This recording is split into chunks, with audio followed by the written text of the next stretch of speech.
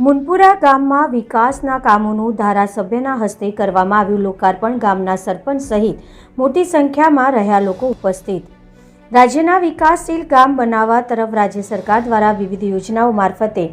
ગ્રાન્ટની ફાળવણી કરવામાં આવે છે અને ગામના વિકાસ માટે મદદરૂપ થવામાં મહત્વનું ભાગનું યોગદાન આપે છે।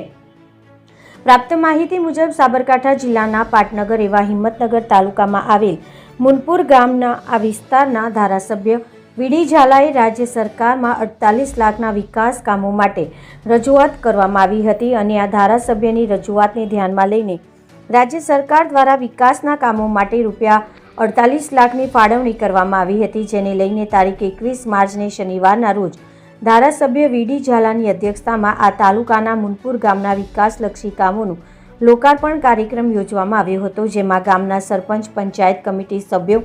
તલાટી સહિત ગામના લોકો મોટી સંખ્યામાં ઉપસ્થિત રહ્યા હતા, જેમાં રાજ્ય સરકાર દ્વારા વિકાસના કામો માટે ફાળવણી કરવામાં આવેલ 48 લાખમાં રૂપિયા 25 લાખના ખર્ચે નવીન પંચાયત ભવનના નિર્માણ માટે રૂપિયા 10 લાખના ખર્ચે નવીન પ્રોટેક્શન વોલ બનાવવામાં આવશે, જેનું લોકાર્પણ ધારાસભ્ય વીડી ઝાલાના હસ્તે કરવામાં આવ્યું હતું। રિપોર્ટર જનક જાદવ, BN ન્યૂઝ ગુજરાતી, સાબરકાંઠા।